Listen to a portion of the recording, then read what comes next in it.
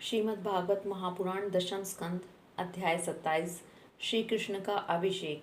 श्री सुखदेव जी कहते हैं, परीक्षित, जब भगवान श्री कृष्ण ने गिरिराज गोवर्धन को धारण करके मुसलधार वर्षा से ब्रज को बचा लिया, तब उनके पास गोलोक से कामधेनु बधाई देने के लिए और स्वर्ग से देवराज इंद्र अपने अपराध की क्षमा मांगने के लिए आए।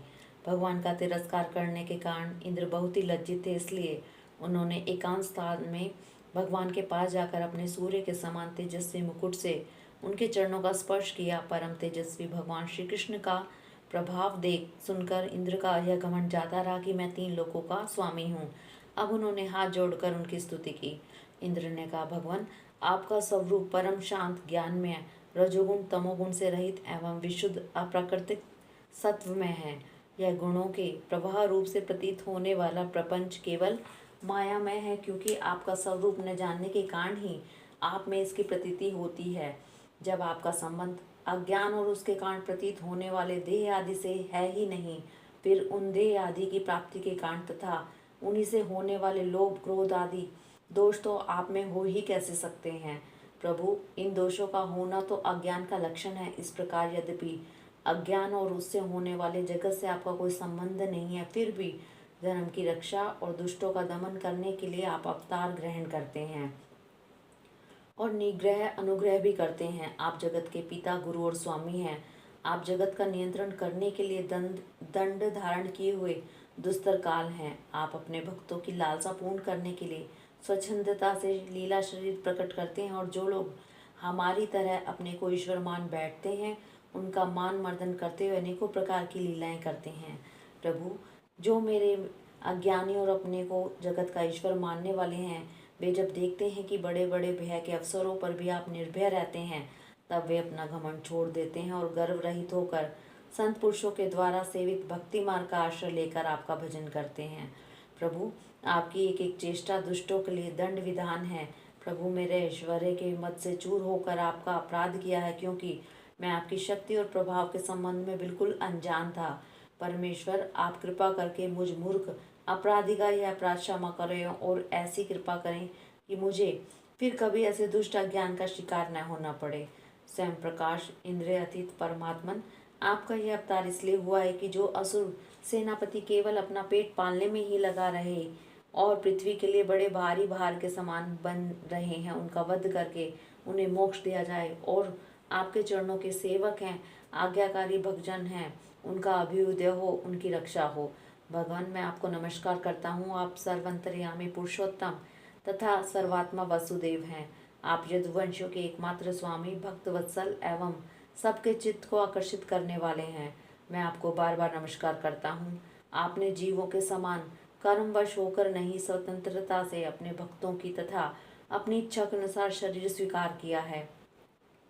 आपका यह शरीर भी विशुद्ध ज्ञान स्वरूप है। आप सब कुछ हैं, सबके कारण हैं, सबके आत्मा हैं। मैं आपको बार बार नमस्कार करता हूँ। भगवान, मेरे अभिमान का अंत नहीं है और मेरा क्रोध भी बहुत ही तीव्र मेरे वश के बाहर है। जब मैंने देखा कि मेरा यज्ञ तो नष्ट कर दिया गया, तब मैंने मुसलधार वर्षा और आंधी के द्वारा सारे ब्रजमंडल को नष्ट कर देना चाहा, परंतु प्रभु, आपने मुझ पर बहुत ही अनुग्रह किया। मेरी चेष्टा व्यर्थ होने से मेरे घमंड की जड़ उखड़ गई। आप मेरे स्वामी हैं, गुरु हैं, मेरी आत्मा है, मैं आपकी शरण में हूँ। श्री सुखदेव जी कहते हैं, परीक्षित, जब देवराज इंद्र ने भगवान श्री कृष्ण की इस प्रकार स्तुति की, तब उन्होंने हंसते हुए मेघ के समान गंभीर वाणी से इंद्र को संबोधन करके कहा।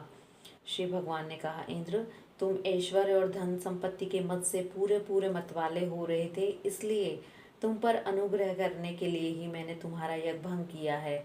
यह इसलिए कि अब तुम मुझे नित्य निरंतर स्मरण कर सको।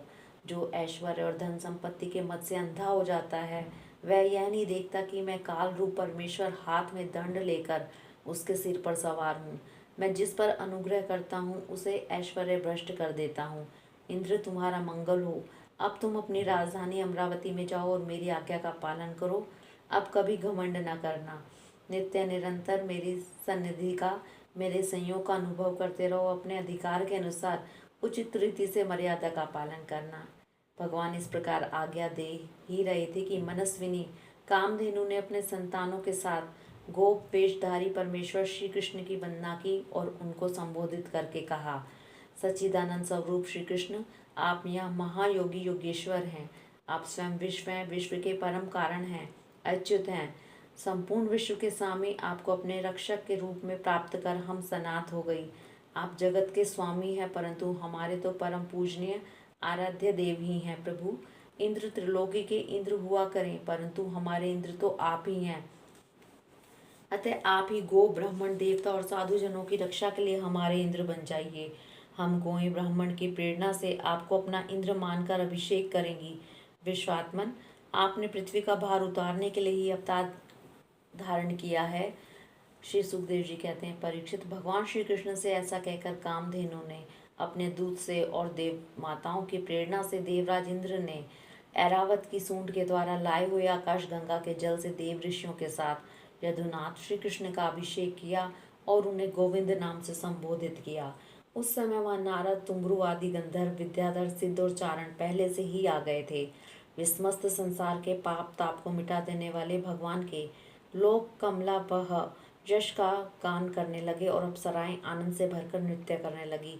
मुख्य मुख्य देवता भगवान की स्तुति करके उन पर नंदन के दिव्य पुष्पों की वर्षा करने लगे।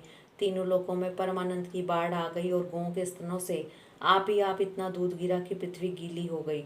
नदियों में विविध रसों की बाढ़ आ गई। वृक्षों से मधुधारा बहने लगी। बिना जोते बोए पृथ्वी में अनेकों प्रकार की औषधियां अन्न पैदा हो गए। पर्वतों में छिपे हुए मणिमाणिक्य स्वयं ही बाहर निकल आए। परीक्षित, भगवान श्री कृष्ण का अभिषेक होने पर जो जीव स्वभाव से ही क्रूर हैं, वे भी वैरहीन हो गए। उनमें भी परस्पर मित्रता हो गई। इंद्र ने इस प्रकार गो और गोकुल के स्वामी श्री गोविंद का अभिषेक किया और उनसे अनुमति प्राप्त होने पर देवता, गंधर्व आदि के साथ स्वर्ग की यात्रा की। हरिओम तत्।